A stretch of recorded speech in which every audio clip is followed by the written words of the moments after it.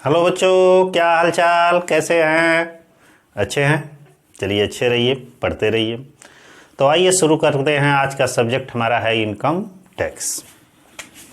Subject हमारा है income tax, जिसको आयकर कहा जाता है। पिछले वीडियो में हम पढ़े थे आयकर में वेतन से आय। सब्जेक्ट हमारा है वेतन से आय, अर्थात income from salary. Income from salary में हम पढ़ रहे थे परक्यूजिट्स अर्थात अनुलाभ। अनुलाभ में हम पढ़े थे कि अनुलाभ क्या है, अनुलाभ कितने प्रकार के होते हैं। तो उसमें से सभी प्रकार के कर्मचारियों के लिए करमुक्त अनुलाभ बता दिए थे, विशिष्ट कर्मचारियों के लिए कर योग्य अनुलाभ बता दिए थे। केवल एक टॉपिक छूटा हुआ था कि सभी कर्मचारियों के लिए कर योग्य अनुलाभ। टॉपिक हमारा है सभी प्रकार के कर्मचारियों के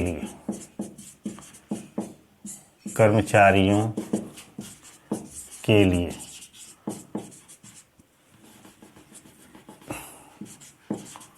कर योग्य अनुलाभ। ठीक है, मतलब कि जितने भी कर्मचारी हैं, चाहे वो किसी भी प्रकार के हों, उन्हें यदि अनुलाभ मिलता है तो कौन कौन से ऐसे अनुलाभ होते हैं जो पूर्णतया कर योग्य होते हैं। तो सबसे इंपॉर्टेंट है जो सैलरी का क्वेश्चन लगाते समय सारे लगभग क्वेश्चनों में आएगा, वह पहला है हमारा अनुलाभ मुफ्त रहने के मकान की सुविधा। मुफ्त रहने के मकान की सुविधा, जिसको अंग्रेजी में कहा जाता है rent free house. Rent free house, shortcut में रेंट फ्री हाउस RFH कहा जाता है। ये होता क्या है, पहले ये समझिए। जब भी कोई कर्मचारी किसी संस्था में, चाहे सरकारी या गैर सरकारी किसी भी संस्था में कार्य करता है, तो उसे दो चीजें मिलती हैं। मुख्य रूप से बहुत सारी चीजें मिलती हैं, लेकिन उसके रहने के संबंध में दो चीजें मिलती हैं। पहला कि उस संस्था के पास, उस ऑर्गेनाइजेशन या उस डिपार्टमेंट के पास यदि रहने का मकान है, मतलब उसके क्वार्टर्स हैं, रूम है, उसका आवास है, तो सबसे पहले कर्मचारी मालिक नियोक्ता क्या करता है, अपने कर्मचारी को रहने की बंदोबस्त करता है, अर्थात उसके लिए रूम देता है। अर्थात केवल कमरा दे देगा कि ठीक है भाई, ये क्वार्टर या रूम अलॉट हो गया आपके नाम से, अब इसमें आप रहिए। मान लीजिए बहुत से ऐसे ऑर्गेनाइजेशन है, संगठन है, संस्था है, जिसमें रहने की सुविधा नहीं है। तो ऐसी दशा में क्या किया जाता है कि वहाँ पे उस कर्मचारी को किराया दिया जाता है, जिसको हाउस रेंट अलाउंस बोला जाता है। कि भाई 2000 4000 जो भी डिपार्टमेंट निर्धारित करे उस शहर के हिसाब से, 10,000 जो भी, प्रति माह उसको किराया दिया जाएगा। तो उसे क्या कहा जाएगा, HRA कहा जाता है, अर्थात हाउस रेंट अलाउंस कहा जाता है। तो हाउस रेंट अलाउंस तो आपको पीछे मैं बता दिया हूँ। यहाँ पे है कि जब कोई संस्था अपने कर्मचारी को मुफ्त में रहने का मकान देती है, अर्थात उसे भाड़ा नहीं लेती है, फ्री में रहने की मकान की सुविधा प्रदान करती है, तो उसी को क्या कहा जाता है, रेंट फ्री हाउस या RFH। प्रश्न यह है कि सैलरी में जब मुफ्त रहने का मकान दिया जाता है, मुफ्त रहने का मकान किसी कर्मचारी को दिया जाता है, तो इसकी गणना कैसे की जाती है। तो गणना करने से पहले ये जानेंगे इस प्रकार की सुविधा कहाँ कहाँ दी जाती है, कैसे दी जाती है। ध्यान दीजिएगा। अब यहाँ पे दो तरीके कर्मचारी होते हैं। तो टोटल फुल डिटेल बता रहे हैं, क्योंकि हर एक क्वेश्चन में ये आएगा, या तो रेंट फ्री हाउस होगा और नहीं तो हाउस रेंट अलाउंस होगा। थोड़ा एक सेकंड, ठीक है। तो सबसे पहले कर्मचारियों को दो श्रेणी में बांटा गया। एक है सरकारी कर्मचारी, सरकारी कर्मचारी मतलब गवर्नमेंट एम्प्लॉय, और दूसरा है हमारा बी, गैर सरकारी कर्मचारी। सरकारी कर्मचारी का मतलब होते हैं कि ऐसे कर्मचारी जो केंद्र या राज्य सरकार या स्थानीय सरकार के विभिन्न मंत्रालयों विभागों में कार्य करते हैं, तो ऐसे कर्मचारी को सरकारी कर्मचारी कहा जाता है। गैर सरकारी कर्मचारी के ऐसे कर्मचारी जो किसी ऑर्गेनाइजेशन या संस्था या निजी सेक्टर में कार्य करते हैं, जिस पर गवर्नमेंट का कोई ज़्यादा हस्तक्षेप नहीं होता, गवर्नमेंट के अधीन नहीं होते, तो उसे गैर सरकारी कर्मचारी कहा जाता। दोनों ही प्रकार के कर्मचारियों को मुफ्त रहने के मकान की सुविधा दी जाती है। दोनों ही कर्मचारियों को मुफ्त में रहने के मकान की सुविधाएं प्रदान की जाती है। लेकिन एक और चीज, किस तरह के मुफ्त में मकान? किराए से मुफ्त में मकान की सुविधा। ध्यान दीजिएगा, मुफ्त रहने के मकान मतलब किराए से मुफ्त रहने का मकान, ये ध्यान रखे रहिएगा, सुविधा दी जाती है। अब इस कर्मचारियों की श्रेणी में भी दो तरीके के मकान मिलता है। मान लीजिए चाहे सरकारी कर्मचारी हो चाहे गैर सरकारी कर्मचारी हो, इन्हें दो तरीके के मकान की रहने की सुविधा मिलती है। एक होता है असुसज्जित मकान और दूसरा होता है सुसज्जित मकान। ठीक इसी तरह गैर सरकारी में भी हो जाता है असुसज्जित मकान और इसमें होता है सुसज्जित मकान। ठीक है, चाहे वो सरकारी कर्मचारी हो या गैर सरकारी कर्मचारी हो, वह दोनों ही दशा में सुसज्जित और सुसज्जित किसी भी प्रकार की, किसी एक प्रकार की मकान की सुविधा दी जाती है। ओके, अब प्रश्न यह है कि सुसज्जित मकान क्या होता है और सुसज्जित मकान क्या होता है? दोनों एक ही चीज है। सुसज्जित मकान का मतलब होता है ऐसा मकान, ध्यान से समझिएगा, ऐसा मकान जो मकान के साथ, उस बिल्डिंग के साथ, उस रूम के साथ मकान के अतिरिक्त अन्य प्रकार की सुविधाएं दी जाती हैं। जैसे मकान के साथ पंखा, कूलर, एसी, टीवी, फर्नीचर्स, ठीक ना, अलमीरा, ठीक ना, इस प्रकार गीजर, इस प्रकार की सुविधाएं दी जाती हैं मकान के साथ, तो उसे सुसज्जित मकान कहा जाता है। ओके, असुसज्जित मकान क्या होता है कि जब किसी कर्मचारी को केवल मकान दे दिया जाता है, मकान में किसी भी प्रकार की सुविधा नहीं दी जाती है, जैसे fridge, cooler, AC, TV, furnitures, fan, etc, इस प्रकार की सुविधा नहीं दी जाती, केवल बिल्डिंग दे दिया जाता है, अपना सामान वो ले जाएगा, रखेगा, अपने हिसाब से रहेगा, तो उसे असुसज्जित मकान कहा जाता है। ठीक ना, तो ये तो कंफर्म हो गया। चाहे वो सरकारी कर्मचारी हो चाहे गैर सरकारी कर्मचारी हो, तो उसे या तो सुसज्जित मकान दिया जाएगा, चाहे असुसज्जित मकान दिया जाएगा, चाहे सुसज्जित दिया जाएगा, चाहे असुसज्जित दिया जाएगा। अब प्रश्न ये उठता है कि यदि सरकारी कर्मचारी है और उस कर्मचारी को सुसज्जित मकान की सुविधा दी गई है, तो हमारा रेंट फ्री हाउस कैसे ज्ञात किया जाएगा? तो सबसे पहले इसमें आपका आता है, यदि सुसज्जित मकान है, ठीक ना, तो यहां पे हम रेंट फ्री हाउस कैसे ज्ञात करेंगे ये ध्यान दीजिएगा। इसमें पहला स्टेप होता है सरकार द्वारा निर्धारित अनुज्ञा राशि दी जाती है, मान लीजिए दी गई, प्लस दूसरा पॉइंट में इसमें हम जोड़ देते हैं सुविधा का जो भी मूल्य होता है, इस मूल्य का 10%, जैसे कि फर्नीचर, ठीक है, या तीसरा और जोड़ देते हैं, सुविधा का किराया। सुविधा का किराया, यदि ये सुविधाएं किराए पर दी गई हैं तो वह जोड़ दिया जाता है। जैसे मान लीजिए सरकार द्वारा निर्धारित की गई कि ठीक है भाई, इसको यह इतना रुपया रेंट फ्री हाउसेस का कैलकुलेट किया जाएगा, 2000, 4000, 5000, 10,000 महीना। वह उसके साथ मान लीजिए कोई भी सुविधा दिया गया है तो उसका जो मूल्य होगा उसका 10%, या उस प्रकार की सुविधा किराए पर दी गई होगी तो उसका सालाना किराया।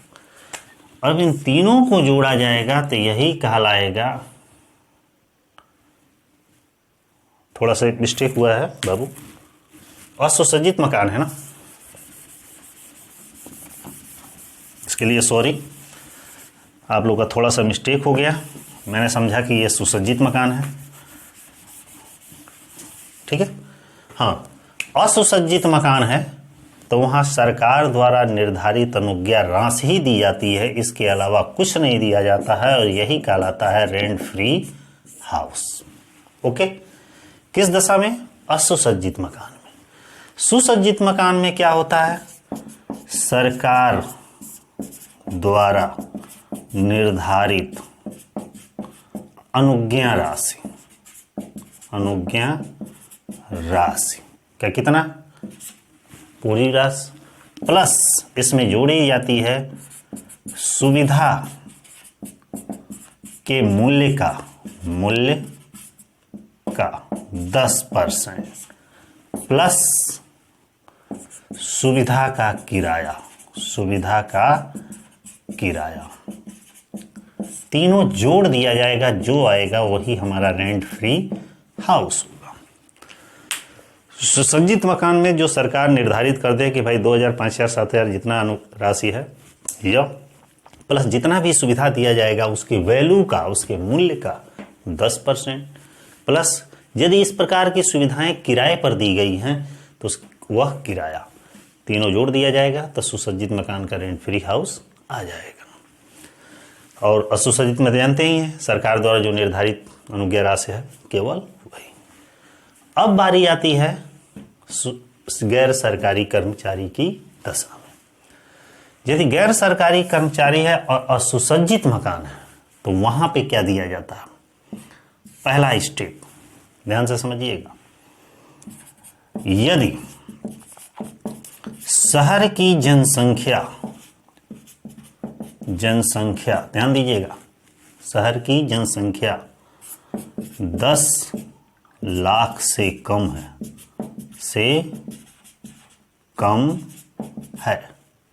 तो वहां पे क्या दिया जाएगा?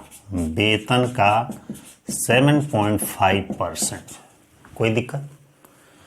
यहां पे क्या किया जाता है? यदि शहर की जनसंख्या 10 लाख से कम है असुसज्जित मकान की दशा में, तो वहां वेतन का 7.5% या करके आइए।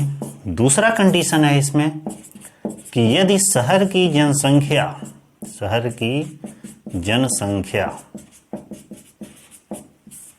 ध्यान दीजिएगा 10 लाख से अधिक और 25 लाख तक है, तो यहां पे वेतन का कितना परसेंट?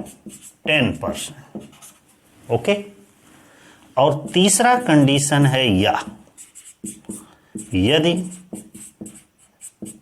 शहर की जनसंख्या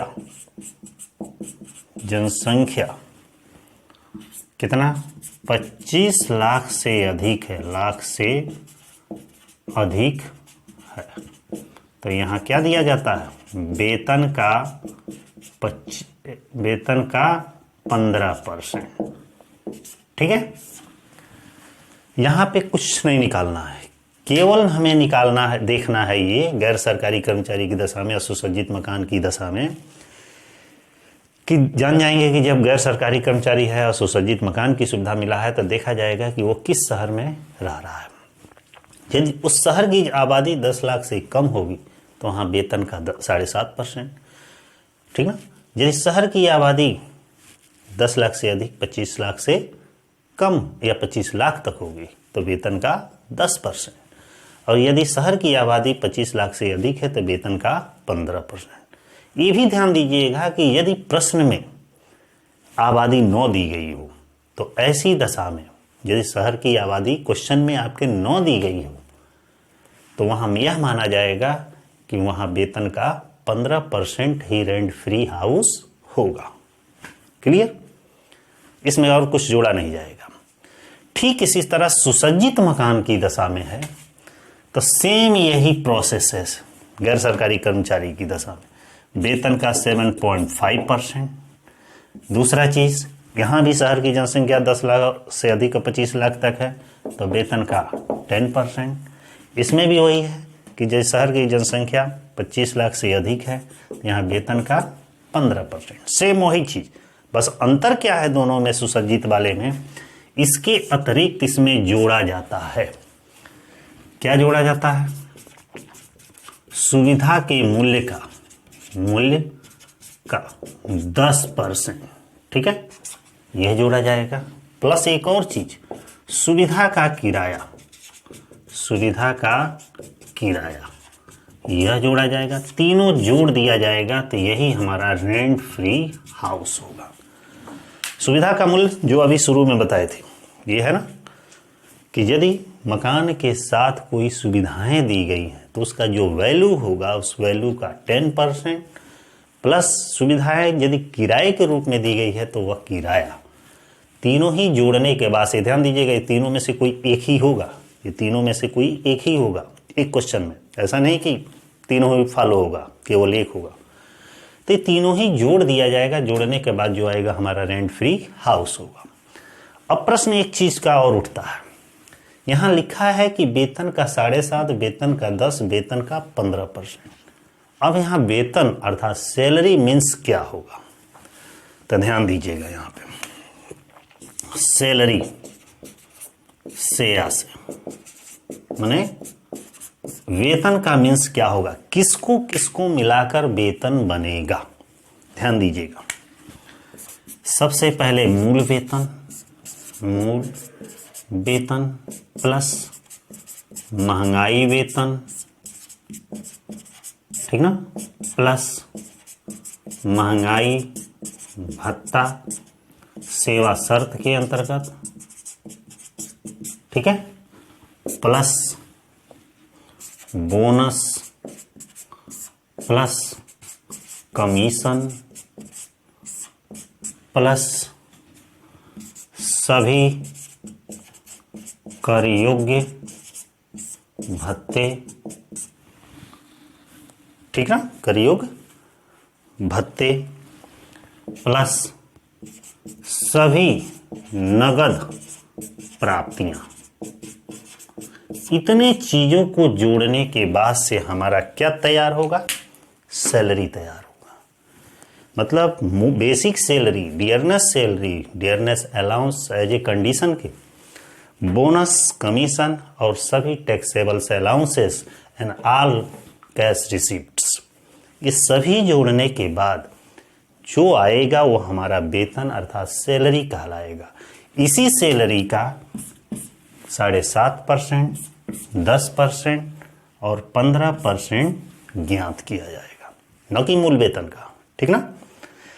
अब प्रश्न एक चीज और है कि किसको इसमें शामिल नहीं किया जाएगा, ये मुझे बता दे रहे हैं। ध्यान दीजिएगा, किसको शामिल नहीं किया जाएगा।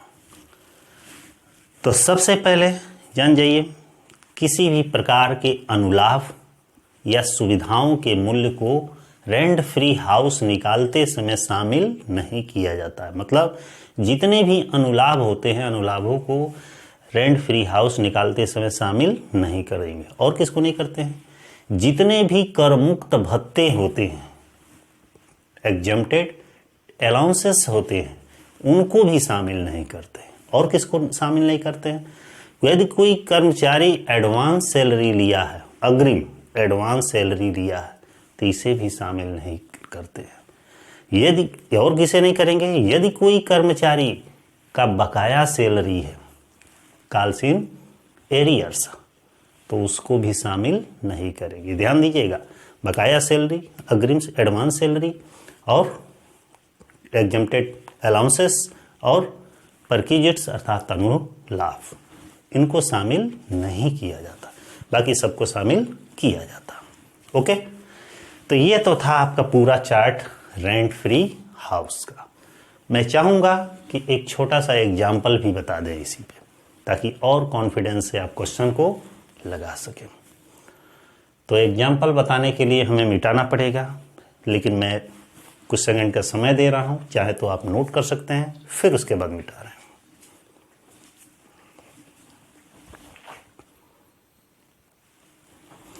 हाँ तो बच्चों, आप लोग नोट कर लिए होंगे।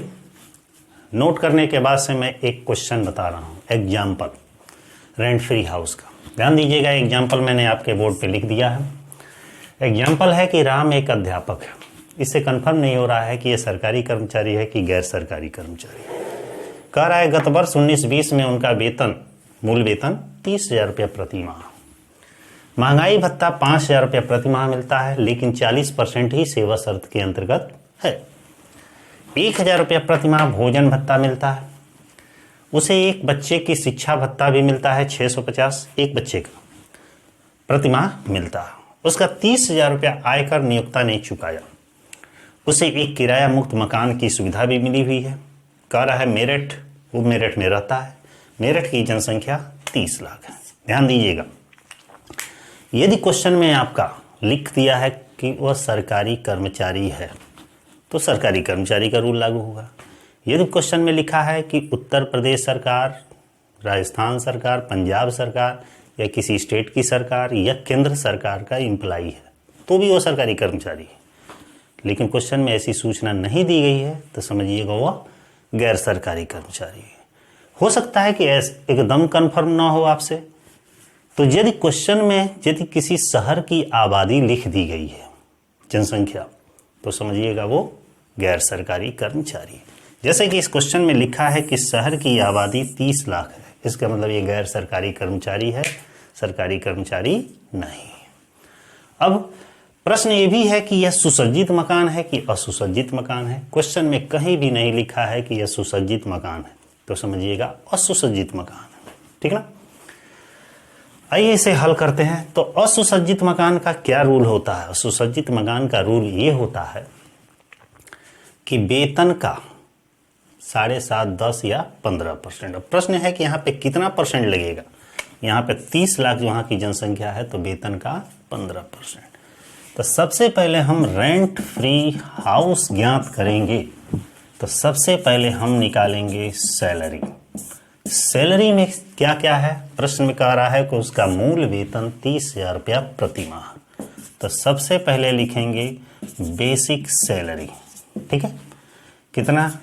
30,000 रुपया प्रति माह, 12 महीने का, 12 तिहाई 36, 3,60,000। फिर कह रहा है उसे महंगाई भत्ता भी मिलता है, डियरनेस अलाउंस कितना है? 5,000 रुपया महीना, तो 12 महीने का कितना हो जाएगा? 12 25 60,000। लेकिन ये 60,000 पूरा नहीं दिखाया जाएगा, क्योंकि इसका 40% भाग ही सेवा शर्त के अंतर्गत है। तो इंटू कितना परसेंट? 40%। 6 चौको कितना हो जाएगा? 24,000। फिर कह रहा है उसे 1,000 प्रति माह भोजन भत्ता भी मिलता है। तो लंच अलाउंस कितना है? 1,000 रुपया प्रति माह, 12 महीने का कितना हो जाएगा? 12,000। ओके। फिर क्या कह रहा है? उसका एक बच्चा है और उस बच्चे के लिए शिक्षा भत्ता 650 रुपया मिलता है। अब क्या मिल रहा है इसको? एजुकेशन अलाउंस कितना है? 650 रुपया। ये बताए थे आप लोग को, भत्ता पढ़ा रहे थे। तो एजुकेशन अलाउंस 100 रुपया प्रति बच्चा, अधिकतम 2 बच्चे तक प्रति माह की दर से कर मुक्त हो रहा है। तो इसके पास एक ही बच्चे हैं, 100 रुपया घटा देंगे, बचेगा कितना? 550 गुणे 12 महीने का, तो हो जाएगा 12 25 60, 12 5 60 66। फिर आगे कह रहा है कि उसका नियोक्ता उसका 30,000 रुपया आयकर नियोक्ता चुकाता है। अभी आपको बताए थे कि यहाँ वेतन का मतलब होता है सैलरी, माने basic salary, DA, dearness salary, dearness allowance सेवा शर्तों के अंतर्गत, जितने भी कर योग्य भत्ते हैं वह विविध प्राप्तियां जितनी हैं वो को ही शामिल किया जाता, किसी भी प्रकार के अनुलाभ को शामिल नहीं किया जाता। जैसे किसी कर्मचारी के दायित्वों की पूर्ति यदि नियोक्ता द्वारा कर दी जाती है तो उसे वेतन में शामिल नहीं करते हैं रेंट फ्री हाउस निकालते समय। बस अब इसको हम जोड़ देंगे, जोड़ेंगे तो कितना आएगा 0 0 0, 6 का 6, 4 2 6 6, 12, 6 2 8, 1 9, 1 10, 3 1 4। फिर से जोड़ लीजिए, 6 का 6, 4 2 6, 6 12, 6 2 8, 1 9, 1 10, 3 1 4। ठीक है, ये हमारा हो गया सैलरी। ठीक, रेंट फ्री हाउस निकालते समय एक ऐसा मकान है, असुसज्जित मकान है, तो इसमें क्या किया जाएगा, सैलरी ऑफ 15%, क्योंकि आबादी 30 लाख है, अर्थात 4,02,600 का 15% हम निकालेंगे।